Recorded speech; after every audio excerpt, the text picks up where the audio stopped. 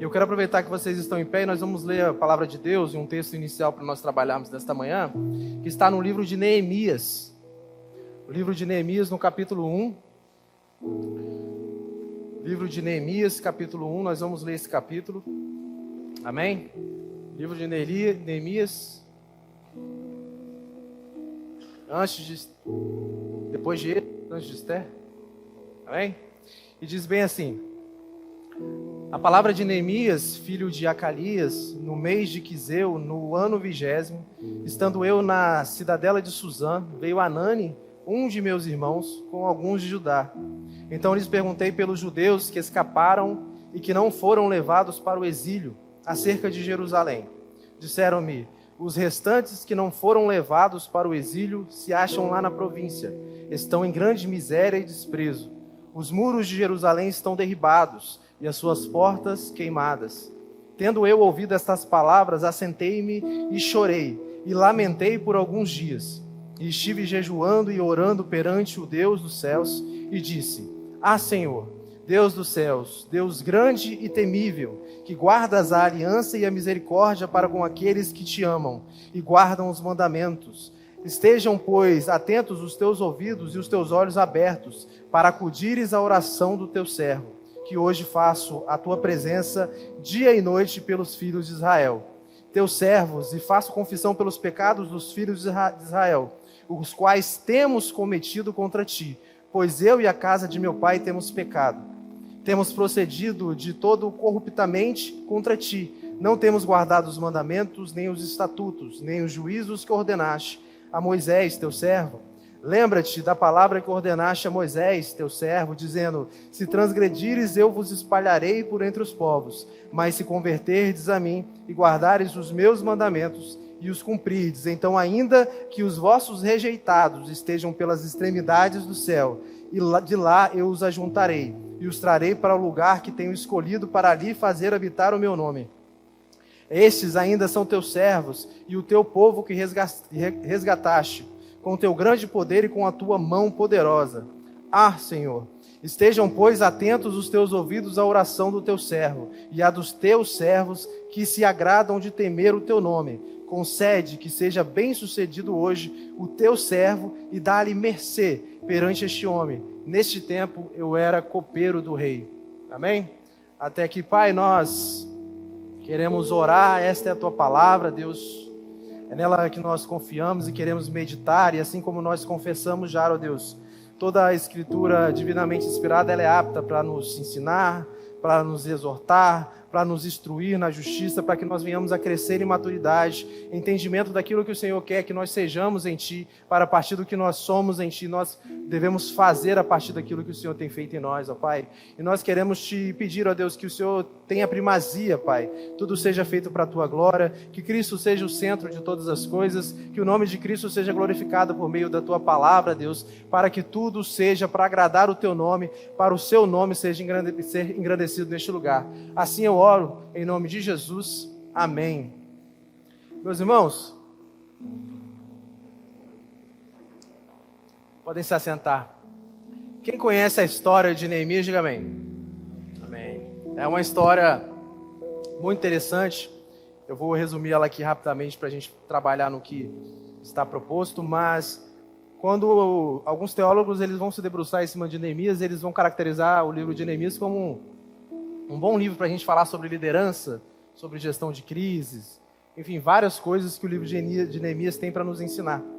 Mas essa manhã eu queria focar em alguns aspectos da condução e a parte de Neemias dentro daquilo que é o plano de Deus, o que Deus faz nas nossas vidas, amém? Mas eu quero contextualizar um pouquinho o livro de Neemias essa manhã, para quem talvez não conheça muito bem a história, mas o Neemias ele se encontra dentro do Império Persa, numa cidade chamada Suzã, mesma cidade que nós vemos acontecer a história de Esther.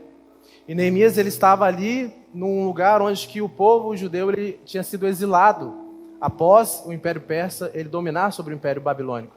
E quando a gente olha a história da Bíblia, nós vemos que no ano 586, na última incursão de Nabucodonosor, ele captura de vez e destrói de vez a cidade de Jerusalém, amém? E leva o povo cativo para a Babilônia. Anos depois, o imperador persa, ele domina sobre a Babilônia e o povo judeu que estava exilado com ele passa a estar exilado na Pérsia. Quando nós olhamos no mapa, a Babilônia está um pouco mais próximo de Israel, enquanto a fortaleza de Suzã fica a mais de 1.000 quilômetros, onde hoje nós entendemos que é o atual Irã. E quando nós olhamos o contexto do livro de Neemias, isso se passa dentro de um contexto até um pouco mais amplo, porque nos escritos original, o autor que formulou o livro de Neemias, tendo escrito 100% ou apenas reunidas as informações, ele tinha reunido o livro de Esdras e o livro de Neemias em um só livro. Então, lá, quando a gente olha na história, nos livros originais, era um livro só. Só que na nossa Bíblia, as pessoas que adaptaram e formularam a forma que a nossa Bíblia viria para nós, eles separaram esses dois livros.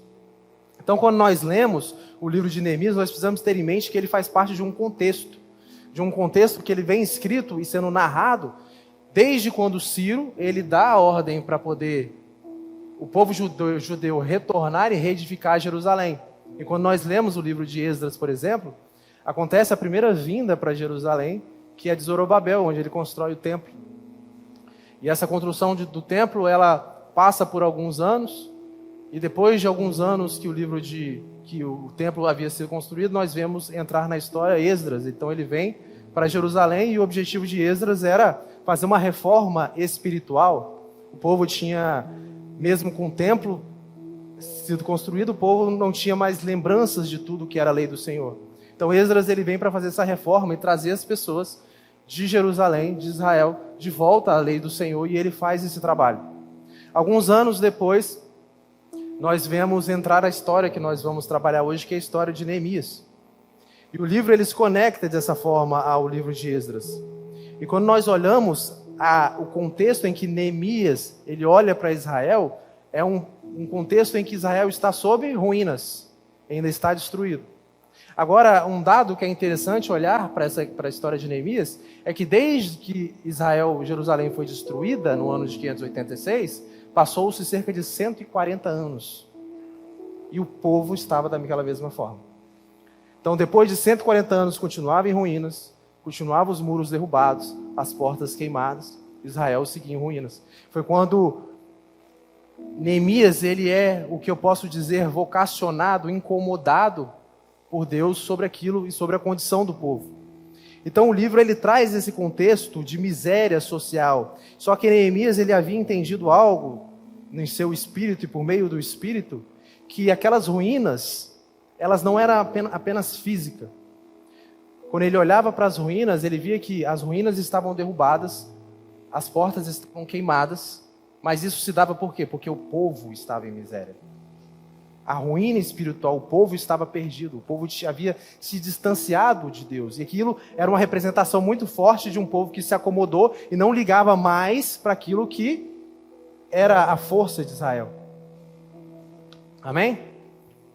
E quando nós olhamos para a situação de Neemias, nós vemos que ele estava a mais de 1.000 quilômetros de distância, na fortaleza de Suzã, e ele era o quê? Copeiro do rei. Quando nós olhamos para copeiro, nós não podemos pensar que ele era simplesmente um servo, um servidor de chá, uma pessoa, um serviçal simples.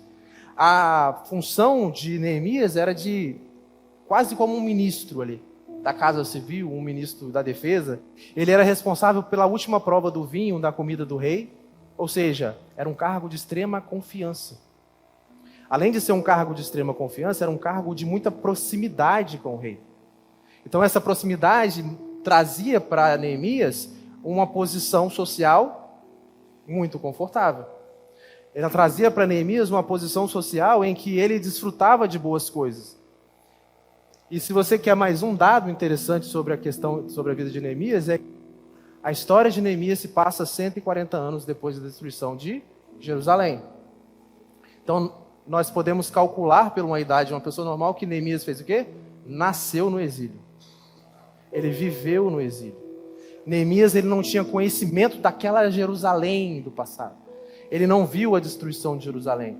Vamos dizer assim que talvez Neemias não tinha nada a ver com aquilo. Estou quieto. Nasci em outro contexto, nasci em um berço de ouro, vamos colocar assim. Amém? Mas é muito importante nós não olharmos para a vida de Neemias e aqui eu quero já entrar um pouco mais na mensagem, como um herói ou como alguém que foi diferenciado. Amém? Nós precisamos olhar para Neemias como alguém que foi movido pelo Espírito Santo de Deus. Alguém que foi capacitado por Deus. Alguém que foi trazido por Deus para um contexto para agir da forma que Deus desejava que ele agisse naquele momento. Quando nós lemos a história de Neemias, toda a história de Neemias, da construção do templo, nós podemos ver um movimento em quatro etapas que eu entendo, e o próprio Neemias, em seu texto, ele entende que foi um movimento gerado por quem? Pelo Espírito de Deus, pelo próprio Deus. Então, quem fez na vida de Neemias todos esses movimentos foi o próprio Deus, foi o próprio Espírito Santo. Amém? Esse movimento, eu coloquei 4 palavrinhas, que eu chamo um movimento, primeiramente, de consciência, ou seja, ele foi gerado uma consciência em Neemias. Um segundo movimento de quebrantamento, aí nós podemos colocar intercessão, quebrantamento, arrependimento, na vida de Neemias. E depois um movimento de posicionamento na vida de Neemias, e por fim um movimento de perseverança. E o texto de Neemias ele é muito claro em mostrar esse movimento. E o próprio Neemias, nos escritos, ele vai mostrar que quem gerou isso foi o próprio Senhor na vida dele. Ele apenas foi um instrumento, ele apenas foi um servo daquilo que Deus estava fazendo. E quando nós olhamos esse movimento, consciência, quebrantamento, posicionamento, perseverança, nós podemos enxergar ele em vários lugares da Bíblia. Nós podemos enxergar ele em vários momentos em que Deus ele faz esse movimento na vida de seus servos. Seja um movimento para um arrependimento de uma nação, de uma pessoa, seja um movimento para uma libertação de um povo, nós encontramos que Deus ele é o arquiteto disso tudo. Os homens, eles são instrumentos daquilo que o próprio Deus está fazendo na história, porque a Bíblia, ela conta a história de Deus. Ela conta a história da redenção, daquilo que Deus vem fazendo, faz e fará para a glória do seu nome, primeiro nome, e para o resgate da humanidade, amém? Isso não fala sobre o homem, mas fala sobre como o Espírito de Deus trabalha. O Espírito de Deus que gera essa consciência, o Espírito de Deus que nos quebranta por dentro, o Espírito de Deus que nos leva a interceder pelos outros, largar o nosso egocentrismo. É o Espírito de Deus que faz todas essas coisas. E quando nós perseveramos, e o próprio Espírito que nos faz perseverar em algo, como Neemias perseverou, nós estamos, na verdade, revelando o caráter de Deus. Porque quando eu leio a Bíblia e o que Deus é, eu percebo que Deus ele é um Deus de acabativas.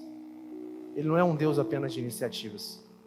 Tudo que Deus ele se propôs a fazer, tudo que Deus se colocou no seu coração, eu vou fazer, ele vai concluir. Não há nenhuma hipótese de algo que Deus iniciou parar no meio do caminho. Não há nenhuma hipótese. Então, quando nós perseveramos em algo até o fim, como Neemias perseverou, isso é uma evidência do caráter de Deus em nós, porque é do caráter de Deus acabar todas as coisas, tudo o que Ele inicia, Ele conclui. Da mesma forma, nós, quando nós somos incomodados por Deus para algo, vocacionados por Deus para algo, chamados por Deus para algo, a tendência é que se nós de fato estamos em Deus, de fato é o Espírito Santo que está nos conduzindo àquilo, nós vamos perseverar. Porque é melhor o fim das coisas do que o início delas. Da mesma forma, Cristo vai dizer que quem coloca a mão no arado e olha para trás não é digno do reino. Então Deus ele nos vocaciona para muitas coisas com o intuito de concluir. Quando nós olhamos a história de Neemias, nós percebemos que Neemias ele concluiu. Amém? Ele tinha o intento de construir, reformar os muros de Jerusalém, levantar as suas portas. E ele concluiu com um tempo recorde de 52 dias, amém? Imagina algo que é gigante sendo concluído em 52 dias. Só que nós precisamos olhar para a história de Neemias, vendo que Deus ele segue da mesma forma hoje, por meio de Cristo, por meio do Espírito, movendo pessoas. Deus segue da mesma forma em nós, despertando a nossa consciência para aquilo que está em ruínas. Deus segue movendo o nosso coração, despertando a consciência para olhar para as coisas que estão erradas. Mas não para que gere desespero em nós. É para saber que esse é um Deus de acabativas. E se Ele está despertando a nossa consciência para algo, Ele mesmo vai garantir que aquilo que Ele está nos vocacionando chegue ao fim que Ele determinou para chegar. Esse é o Deus que nós vemos na vida de Neemias. E muitas vezes as nossas ruínas passam por questões emocionais, questões físicas, muitas vezes é um casamento, muitas vezes é a nossa própria história que está num determinado momento que a gente não consegue enxergar mais e está de fato em ruínas. E eu quero trabalhar esses 4 movimentos aqui nesta manhã, em cima da história de Neemias, mas não como um manual de autoajuda para a gente. Não é sobre isso. Não é sobre isso. É para entender como que a fidelidade de Deus, que é manifesta em Jesus Cristo, ela é o fundamento, é a base, é o alicerce de tudo isso. Amém? Eu quero retornar ao texto que nós lemos.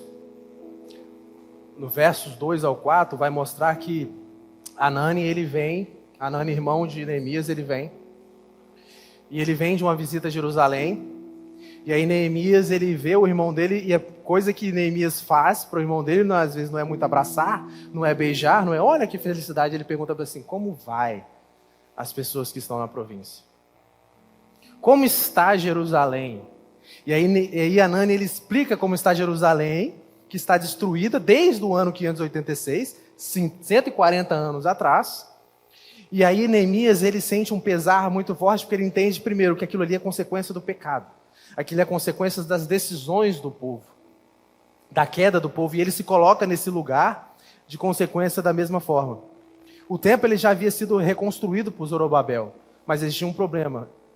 Esses muros caídos, esses portões caídos, eles significavam um colapso social. Naquele tempo, muros e portões não é como a gente olha hoje para as cidades. Muros, naquele tempo, falava sobre estrutura social, sobre segurança, sobre juízo. Quando ele vai falar das portas, por exemplo, ele praticamente está dizendo assim, não há mais juízes para poder julgar o povo. Não há mais comércio na cidade, que onde acontecia era na porta da cidade. E quando ele fala sobre o muro, o povo não consegue viver em paz, porque eu planto, vem alguém, invade, rouba. Então há uma miséria muito grande. E Neemias ouve esse relato, ele reage com um lamento, como alguém que é empático àquilo. E nós precisamos sempre lembrar que Neemias, ele estava longe daquilo. Neemias, ele estava a anos de distância daquilo. Mas ele entende que essa ruína não era um mero acidente do acaso ali, mas era consequência do povo dele, é consequência daquele povo e da aliança, que recebe uma aliança, caminha com Deus, vê todas as obras de Deus e abandona essas obras de Deus. Um povo que se deixou entregar.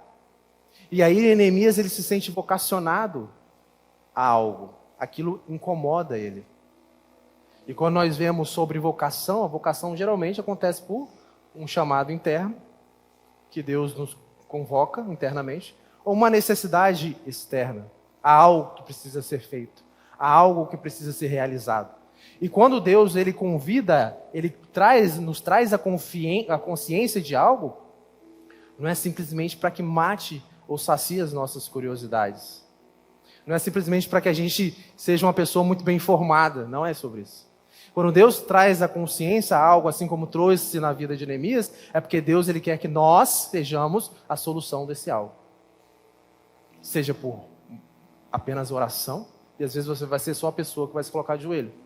Mas quando essa consciência de algo seja algo que você pode realizar, que você é capaz de fazer, por que não? Se Deus está te trazendo a consciência. Porque assim como Neemias, Deus está sempre procurando pessoas simples, copeiros que não tem nada. Neemias, se a gente parar para pensar, ele era copeiro. O que Neemias entendia de engenharia, às vezes?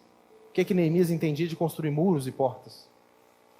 Amém? Mas o que Deus está procurando, muitas vezes, não são pessoas capacitadas para algo, de fato. Deus está procurando pessoas que se importam, de fato, com aquilo que Deus se importa. Deus está em busca de pessoas que se importam com o que Ele se importa. E Deus, Ele é um Deus que constrói, Ele é um Deus que cria, um Deus que conserta as coisas, resolve problemas. Então, Deus, Ele é um Deus que Ele quer encontrar em nós corações que se importam com a vontade dEle, que se importam com aquilo que Ele está fazendo, e se colocam no lugar de sermos a partir do Espírito Santo, a solução para algo. Amém? E Neemias, ele se importou, ele sentiu. Mas quantos de nós, quando nós analisamos e trazemos para as nossas vidas, nós ouvimos histórias sobre coisas que estão arruinadas, sobre um mundo que caminha largos passos de iniquidade, sobre saber que o casamento do meu irmão está destruído, saber que o meu irmão está em miséria, saber que uma criança foi assassinada, saber que uma região está passando fome e necessidade, e nós muitas vezes não nos importamos. Muitas vezes nós saciamos a nossa curiosidade, mas aquilo não gera uma consciência. E o nosso coração, ele tende a cada vez mais ficar endurecido para essas coisas, porque cada vez mais é comum. A gente ouve, a gente vê, a gente descobre, a gente sabe. Vou fazer o quê? Eu não consigo abraçar tudo isso. E Neemias, ele chora, Neemias, ele ora. Muitas vezes nós, quando descobrimos algumas coisas que deveriam ser soluções, nós fingimos que não ouvimos.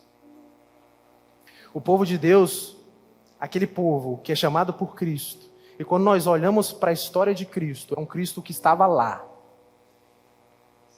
Estava lá. Deus, Criador, Todo-Poderoso. Ele se compadece da miséria do homem, assim como Romanos vai dizer no capítulo 3. Todos pecaram e carecem da glória de Deus. Todos. Não tem ninguém que consegue resolver. Aí Cristo fala bem assim, eu consigo resolver, eu sou a solução, eu desço, eu resolvo. Esse Cristo, ele nos convoca e nos chama para sermos pessoas que vamos olhar para a realidade espiritual, olhar para a realidade do mundo e não vivermos em uma bolha. Não vivermos apenas nos nossos próprios egos, nas nossas próprias vontades. Eu preciso ganhar mais, eu preciso ter um carro melhor, eu preciso ter uma vida melhor. Eu preciso disso e daquilo, enquanto do lado meu irmão passa necessidades, enquanto do lado eu podia servir a alguém e não sirvo, enquanto do lado eu poderia ligar para o meu irmão, ei, tá tudo bem, aquele negócio que aconteceu, mas eu prefiro dormir um pouco mais. Mas Deus, em Cristo Jesus, Ele nos traz o Espírito Santo para que Ele nos incomode, para que nós venhamos a sermos soluções e não culpar cultura, não culpar governo, não culpar a situação da vida, não é sobre isso. Ele reconhece, e Neemias, ele reconhece que as decisões, elas têm consequências, sim. Quando nós olhamos alguém em dificuldades, foi decisão dele, foi sim, mas como é que eu não vou me compadecer disso? Como é que eu não vou me compadecer disso? E a consciência que Cristo nos gera a partir das coisas, não é para que a gente tenha um pessimismo no sentido, tá tudo mal, tá tudo destruído. Não, é para que a gente tenha um diagnóstico da realidade, de fato, de como a realidade é. Porque se nós vivemos numa bolha, em que se nós olhamos para o nosso próprio umbigo, nós nunca vamos ver a realidade como ela é de fato. Mas saber da realidade, assim como nós olhamos na vida de Neemias, o que o Espírito fez, não é apenas gerar uma consciência estéril. É fazer parte da solução. E muitas vezes nós, simpáticos como nós somos simpáticos. Amém? Nós vemos nossos irmãos e nós chegamos para eles e falamos assim, tudo bem? Como é que está a vida? E meu irmão, que é igualmente simpático e não quer me dar trabalho nenhum, ele vai falar, tá tudo bem. Mas às vezes não está tudo bem. E tudo bem é um modo, muitas vezes, social que nós lidamos. Mas e se em dado momento, o Espírito Santo usar aquele irmão para chegar para você e falar, você não está bem, eu estou com essa necessidade, o que você vai fazer? O que você vai fazer? Fingir que não ouviu? Vou orar por você. E eu não estou dizendo que você não vai orar, você precisa orar. Mas você precisa analisar se você pode ou não fazer algo por aquilo. A consciência que Cristo nos gera é uma consciência ativa. Não é uma consciência estéril. Não é uma consciência de curiosidade. Eu não quero saber se você está bem porque é um trato social apenas ou é apenas uma curiosidade sobre a sua vida. Não. Eu quero e preciso saber se você está bem para saber se eu posso te servir em alguma coisa. Para saber se eu posso te ajudar em alguma coisa. Para saber se eu posso ser solução dessa ruína.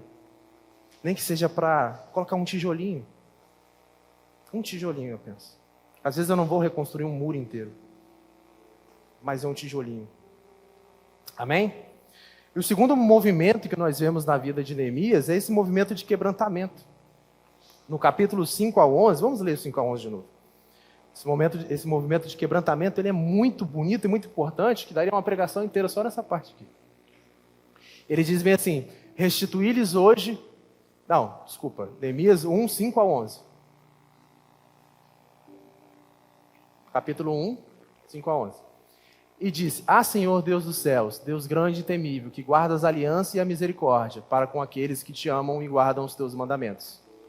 Estejam, pois, atentos os teus ouvidos aos teus olhos abertos para acudires à oração do teu servo, que hoje faço a tua presença de noite pelos filhos de Israel, teus servos, e faço confissão pelos pecados dos filhos de Israel, os quais temos cometido contra ti, pois eu e a casa do meu pai temos pecado.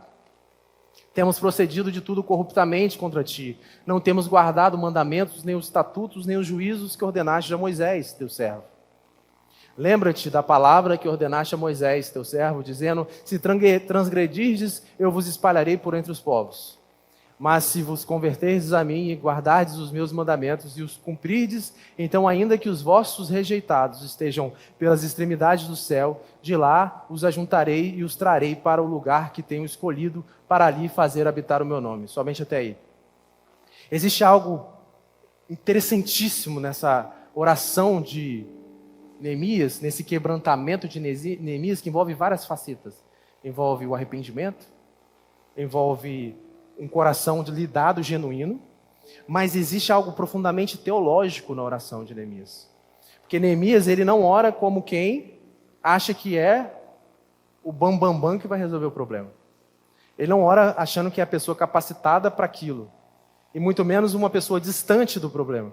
Ele ora primeiro reconhecendo a soberania de Deus, de que Deus faz, ele relembra a aliança, ele confessa o pecado, ele apela às promessas feitas por Moisés. Ele não ora de forma genérica, ele ora segundo a palavra de Deus.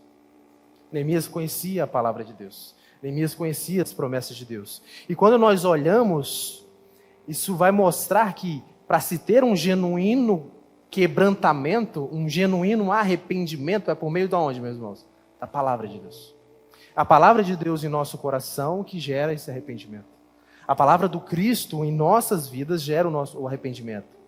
E isso deve vir por meio da palavra como realmente um soco, que vai abalar a gente, vai abalar as nossas estruturas, e que vai quebrar os nossos corações. Porque se nós conhecemos a palavra de Deus, se nós conhecemos a promessa de Deus e quem Deus é, e nós ouvimos e temos consciência de algo que Deus se importa está em ruínas, isso tem que nos mover, meus irmãos.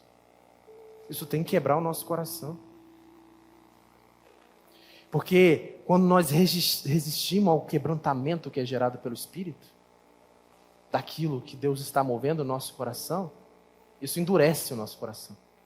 E cada vez mais nós vamos ter pessoas com corações duros, que são estéreis à palavra de Deus.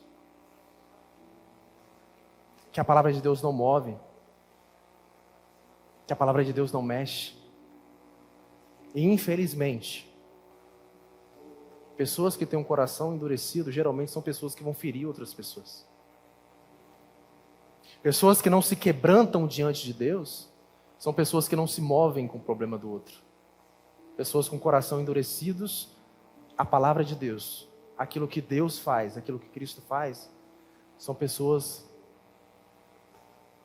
que, vez ou outra, vai ferir outras pessoas. Nós precisamos tomar cuidado para não termos isso.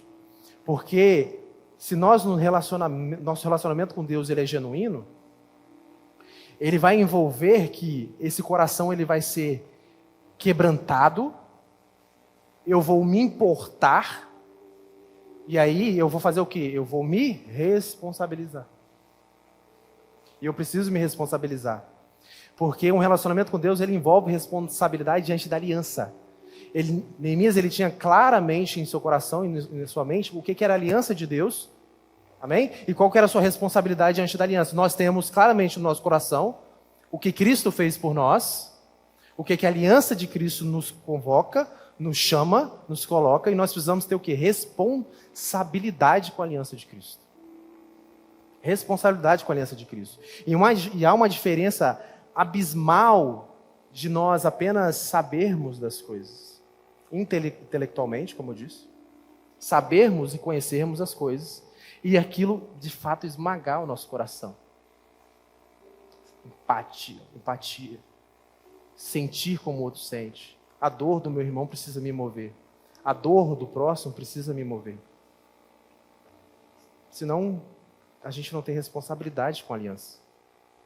A aliança de Deus é essa. E aqui essa é a diferença. E essa tristeza que vai ser gerada por essa responsabilidade com a aliança, essa tristeza que nos é gerada por meio do Espírito, assim como foi gerado em Neemias, não é uma tristeza como é gerada pelo mundo. Que apenas, ai, que tadinho. Ou uma tristeza que me leva a uma depressão, não tem mais jeito. Não, ela é uma tristeza que ela é gerada pelo Espírito de Deus. E Paulo, no capítulo 7 de 2 Coríntios, no versículo 10, ele vai dizer que porque a tristeza segundo o mundo opera arrependimento para a salvação. Porque a tristeza segundo Deus opera arrependimento para a salvação, da qual ninguém se arrepende, mas a tristeza do mundo opera a morte. Se é o Espírito que tem gerado, não há como ficarmos passivos. Se é o Espírito que tem gerado isso em nós, não tem como nós ficarmos passivos àquilo que está arruinado. A intercessão que Neemias faz, e ele mostra o primeiro lugar, tem-se um problema, que há um problema, eu me conscientizo desse problema, eu me quebranto por esse problema, mas eu primeiro vou a Deus levar esse problema. Então não é sobre homens que têm braços fortes, é sobre homens que são dependentes e mulheres que são dependentes de Deus. Então a intercessão de Neemias, ele traz como alguém que depende inteiramente do Senhor, e a partir da sua dependência e submissão ao Senhor, o Senhor o vocaciona para algo. Porque quando nós olhamos desde a consciência do arrependimento e do quebrantamento de Neemias, passou-se ali meses. Mas aquilo foi gerado no coração de Neemias, até que Neemias ele vai e tenta buscar meios para resolver o problema da nação.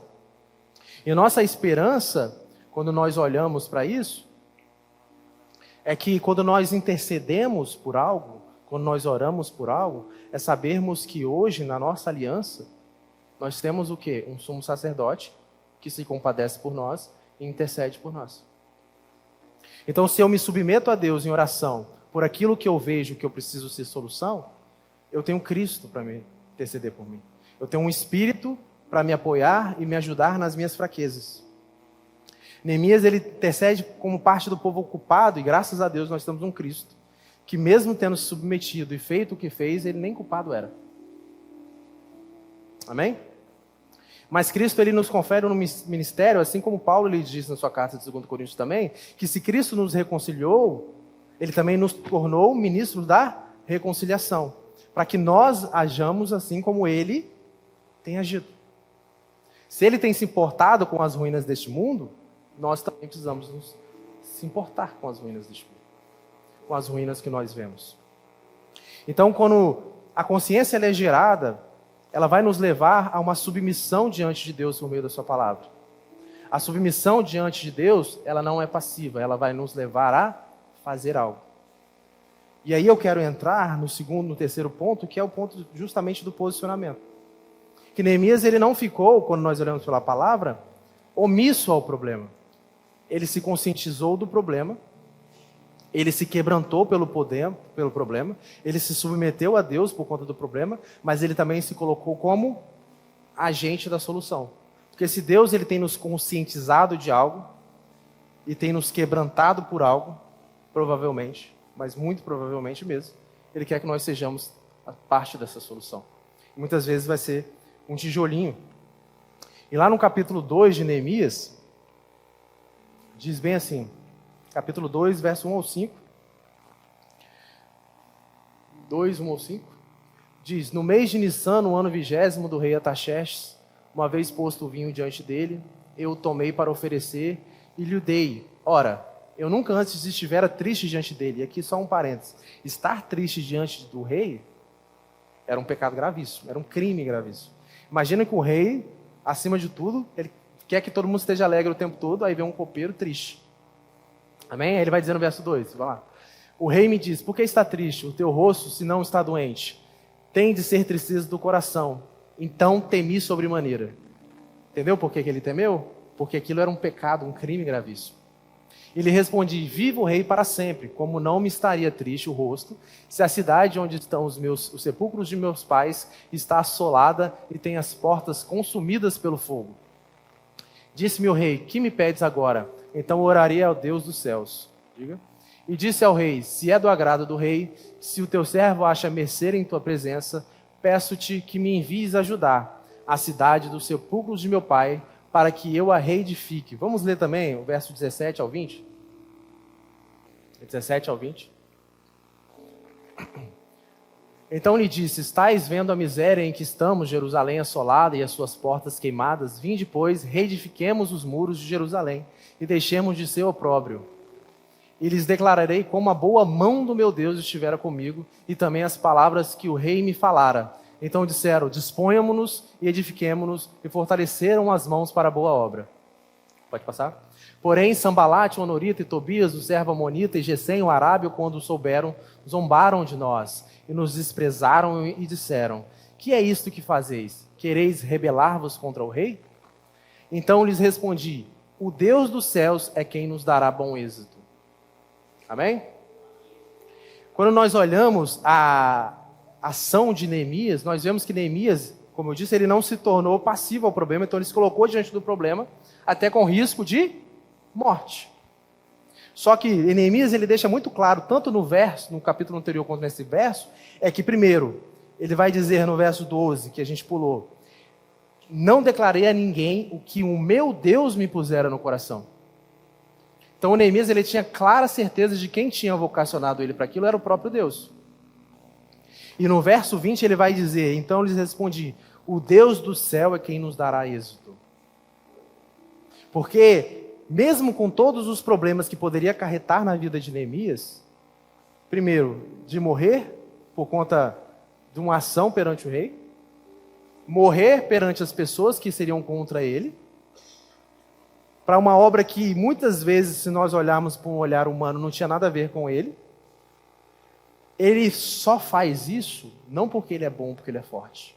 Ele deixa muito claro: é o Deus que gerou isso no meu coração. Se é o Deus eterno que gerou isso no meu coração, ele nos dará êxito nessa boa obra. E nós precisamos ter muito clara nisso. E muitas vezes nós sentimos medo de nos posicionarmos diante daquilo que é a vocação de Deus, por medo de morte, por medo de zombaria ou qualquer outra coisa que seja.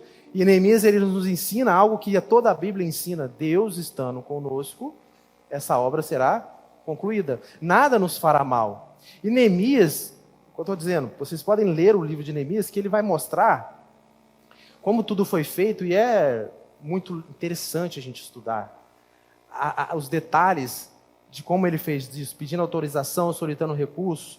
Ele organiza o povo em famílias, nada que ele faz é impossível, nada emocionado, precipitado.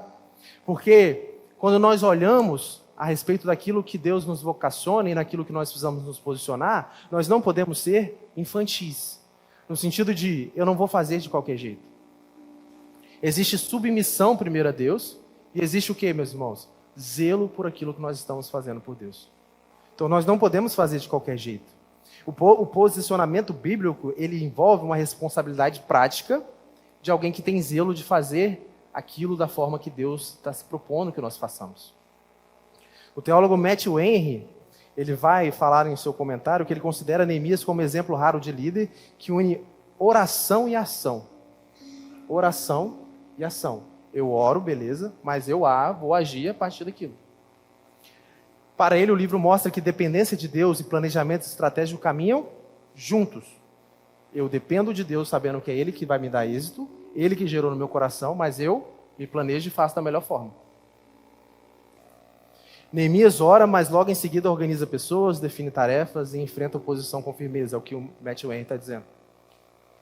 Então, nós sermos chamados por Deus para fazer algo, não quer dizer que a gente vai fazer de qualquer forma. Não quer dizer que apenas porque Deus está conosco, nós vamos sentar e falar bem assim: não, vai dar certo, é Deus mesmo. Não. Nós colocamos o nosso coração naquilo que Deus nos posiciona. Nós colocamos o coração em fazer aquilo da melhor forma, porque nós fomos chamados por Deus para fazer as coisas que Ele preparou para a gente. Como diz Efésios 2, 8 ao 10. Porque pela graça sois salvos, mediante a fé, isso não vem de vós, é dom de Deus, não de obras para que ninguém se glorie. Pois somos feitura dele, criados em Cristo Jesus para boas obras, as quais Deus de antemão preparou para que andássemos nelas. Deus nos salva, mas Deus nos salva para obras. Deus não nos salva por obras, mas Deus nos salva para obras, para que nós sejamos, o que, meus irmãos? Posicionados diante daquilo que Deus se importa. Porque se Deus se importa, é importante para mim. Se Deus se importa com a vida do meu irmão é importante para mim. Se Deus se importa com essa comunidade que nós estamos aqui, ela é importante para mim. E eu não posso ser omisso a nada disso. Eu não posso ser omisso àquilo que Deus me vocaciona, que Deus me chama e é importante para Deus.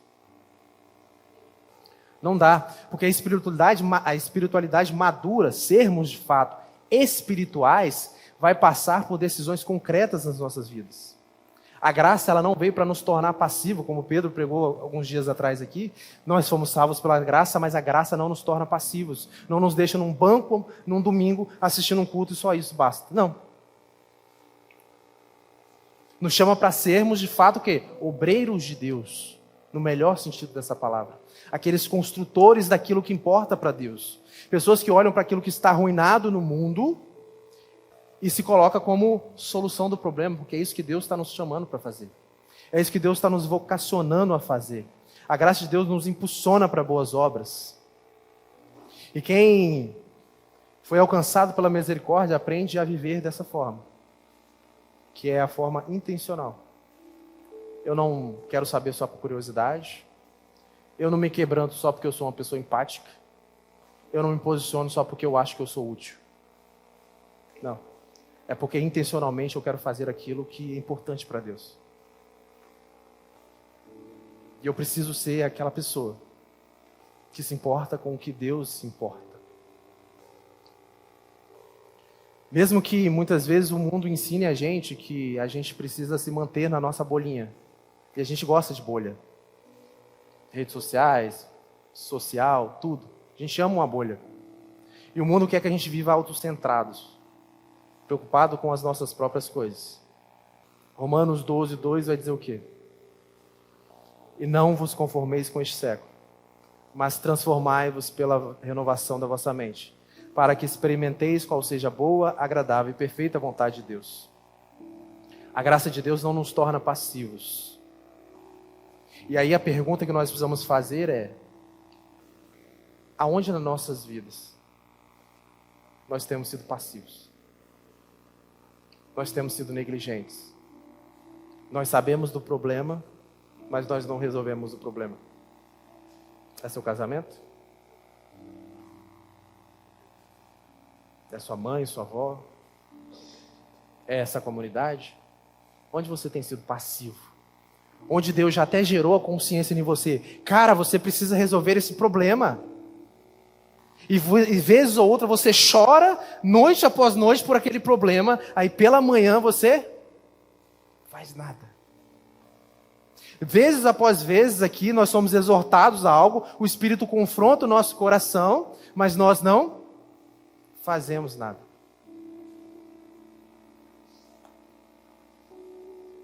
Onde você está sendo passivo diante daquilo que importa para Deus? Seu casamento está acabando? E aí? Você acha que seu casamento não é importante para Deus? Seu irmão está em ruínas? E aí? Seu irmão não é importante para Deus?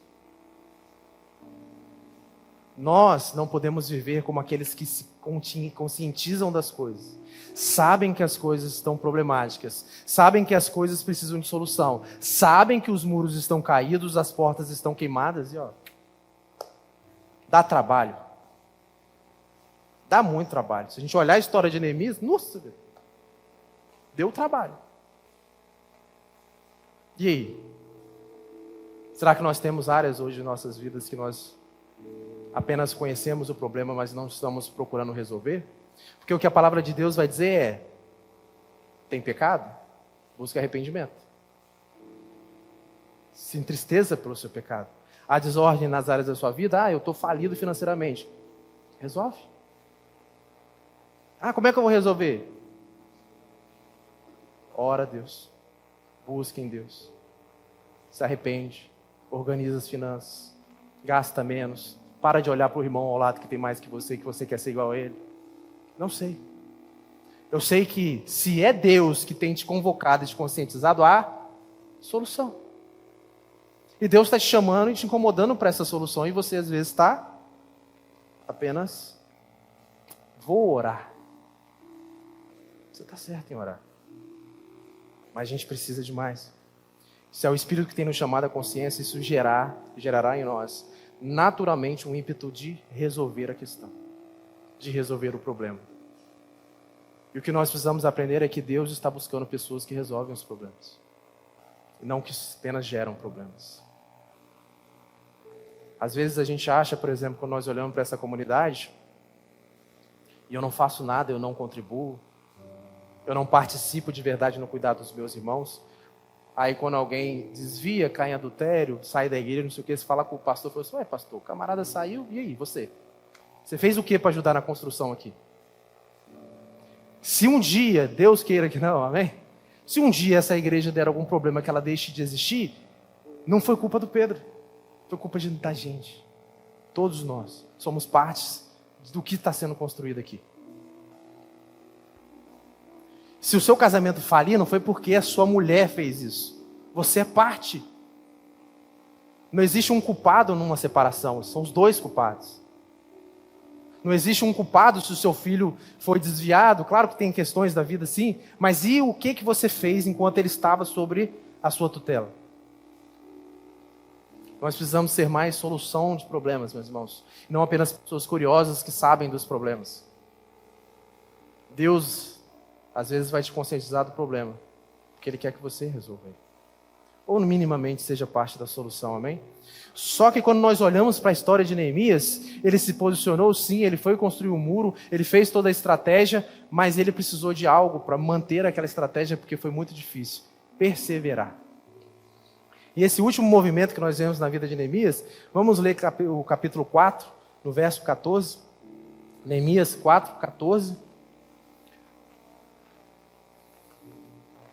Que diz bem assim: inspecionei, dispus-me e disse aos nobres, aos magistrados e ao resto do povo: não os temais, lembrai-vos do Senhor, grande e temível, e pelejai pelos vossos irmãos, vossos filhos, vossas filhas, vossa mulher e vossa casa. Neemias tinha descoberto que existiam planos para atacar o povo na construção. Existiam planos para desanimar o povo. E Neemias foi lá e falou assim, não, peraí. O que ele vai dizer lá no verso? Não os temais, lembrais de quem? Do vosso Senhor, grande e temível. Vamos ler também os versos 1 ao 3 do capítulo 6. Verso 6, capítulo 6, 1 ao 3, diz bem assim: tendo ouvido Sambalate, Tobias, Gesem, o Arábio e o resto dos nossos inimigos, que eu tinha edificado o muro e que nele já não havia brecha nenhuma, ele tinha acabado os muros aqui, amém? Mas as portas ainda não tinham sido levantadas. Ainda que até este tempo não tinha posto as portas nos portais. Verso 2. Sambalate e Gesem mandaram dizer-me, encontremo-nos nas aldeias, no vale de Ono, porém, intentavam fazer-me mal. Aí ele disse, enviei-lhes mensageiros a dizer, estou fazendo grande obra, de modo que não poderei descer. Por que cessaria a obra, enquanto eu a deixasse foste ter convosco? Quando nós lemos a história de Neemias, nós temos 4 inimigos mais marcantes, Sambalate, Tobias, Gesem, Semaías, fugiu o nome, seria o 4, que ele chega por último por uma nova estratégia, e Semaías a gente pode tratar um outro dia, mas esses 3 eles trazem confronto para Neemias, durante a obra que Neemias se propôs a fazer em nome do Senhor. E aí nós vemos várias coisas acontecendo, zombaria, ameaça militar, conspiração interna, tentativa de distração, e Neemias em todo o tempo ele responde primeiro que nós estamos com o Senhor e por isso venceremos. Em todas as respostas de Neemias, o nome de Deus era exaltado, porque era Deus que estava protegendo. Era Deus que estava fazendo. Só que ele responde com vigilância organizada, com missão.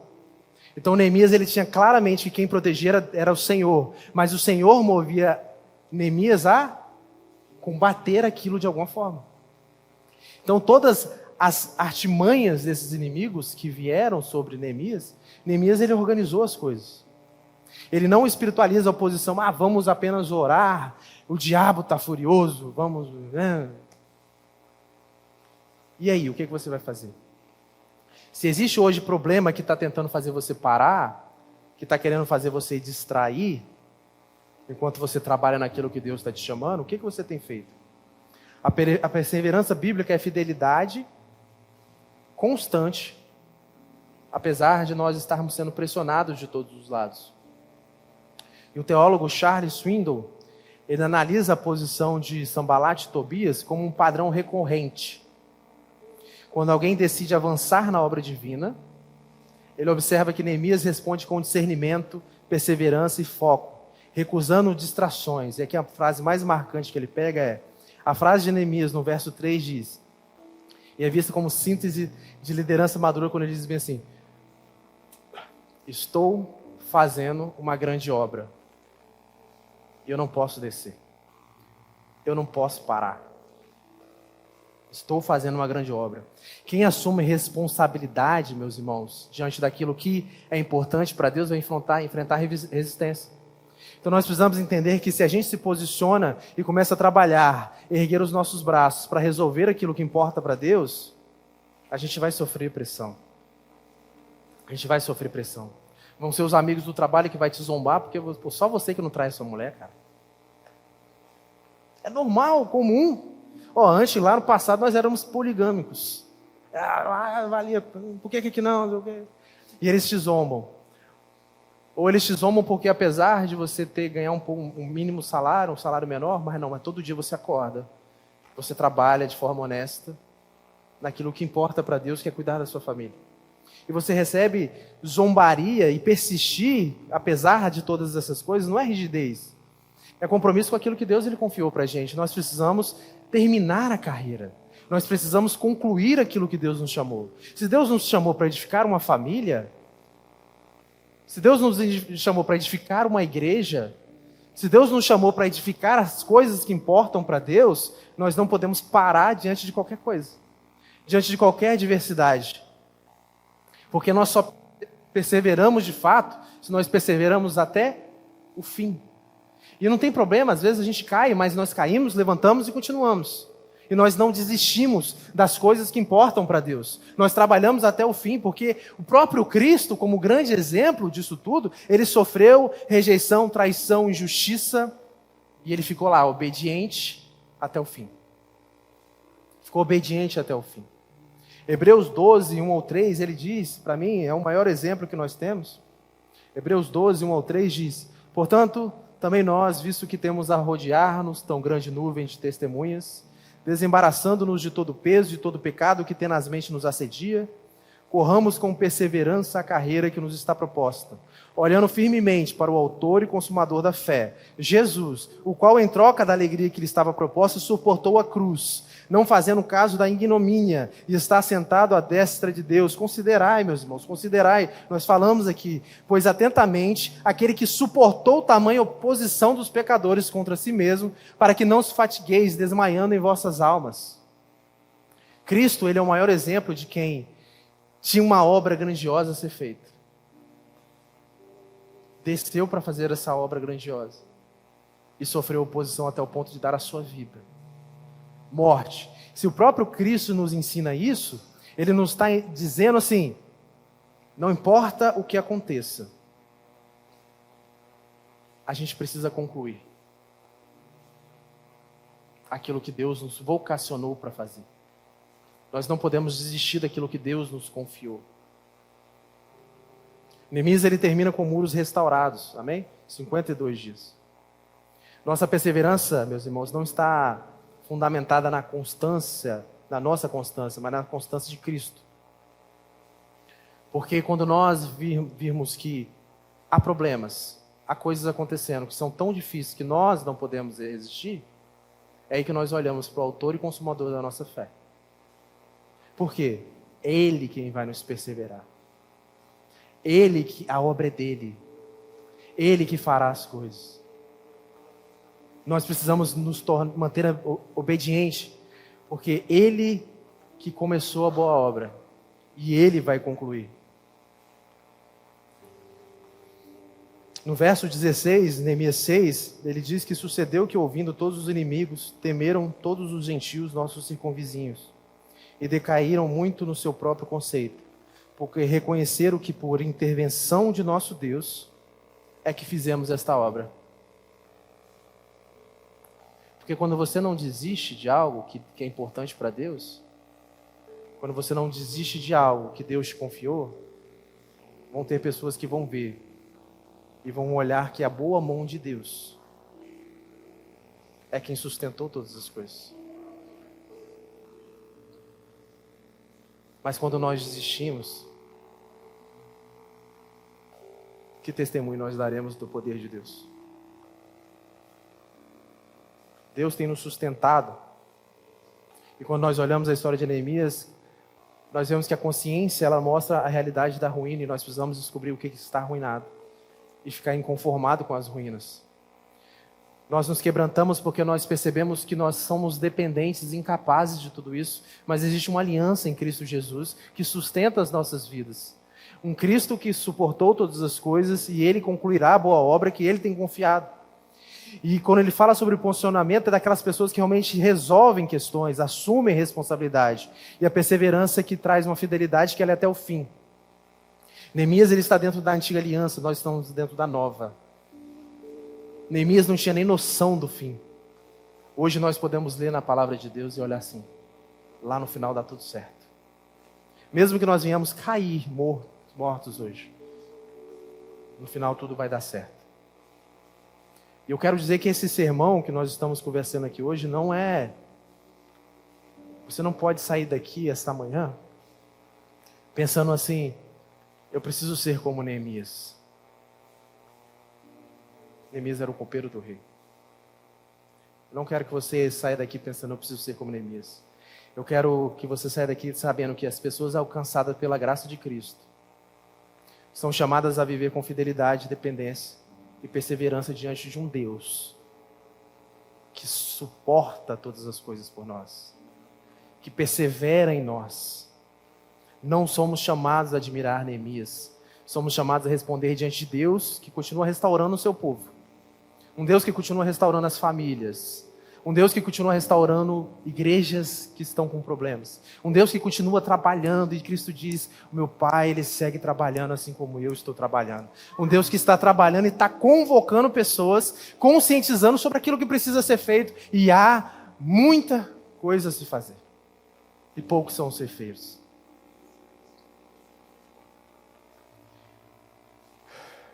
Se é genuíno, isso irá nos levar a um posicionamento correto, meus irmãos. O próprio Cristo, ele persevera por nós. Eu comecei essa mensagem falando sobre 3 eixos que acontecem no livro de Esdras e Neemias: a construção do templo, a proclamação da lei e a construção dos muros. Nas 3 coisas que esse grande livro se propõe a fazer, todas foram concluídas, amém? Todas falharam.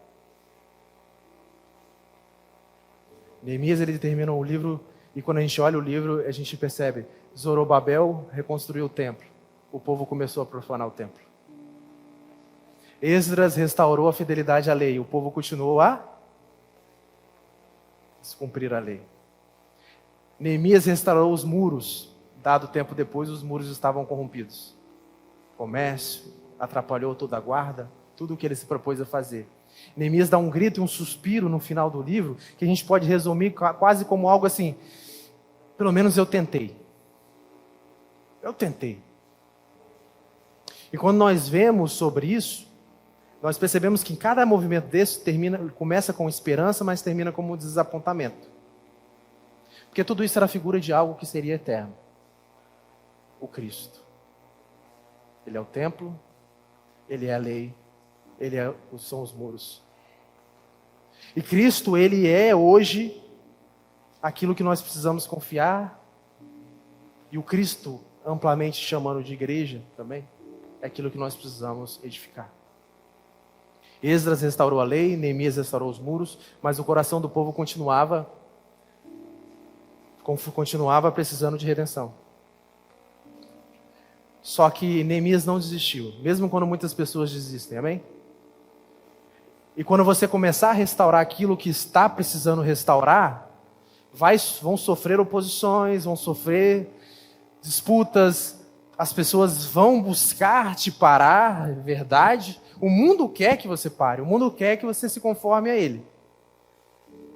Só que você não pode parar. E mesmo que o mundo esteja fazendo a mesma coisa, segundo Timóteo, Paulo vai dizer a Timóteo falando assim, tu porém, não. Permanece naquilo que está escrito. Tu porém, permanece. E nós precisamos ser aqueles que, quando vier todas essas coisas, vamos olhar para aquilo que nós estamos construindo, que nós sabemos que é o que, meus irmãos? Eterno. Aquelas coisas que realmente importam para Deus são eternas. E nós, quando formos tentar ser parados, nós vamos olhar para essas pessoas e vão dizer, como é que eu vou descer? Estou fazendo uma grande obra. Quando pensar em trair a minha mulher, eu vou dizer assim, não, peraí, não. Eu estou fazendo uma grande obra, não me faça descer. Quando eu sentar na frente do computador e meu desejo por pornografia aparecer, você vai falar bem assim, não, peraí. Eu estou fazendo uma grande obra, eu não posso descer agora. Nós estamos trabalhando numa grande obra que Cristo nos vocacionou. Nós precisamos ter clareza do nosso chamado, clareza da nossa posição. E nós precisamos perseverar até o fim, sabendo que o próprio Cristo é quem sustentará as nossas vidas. Amém? Vamos orar, cantar mais uma canção.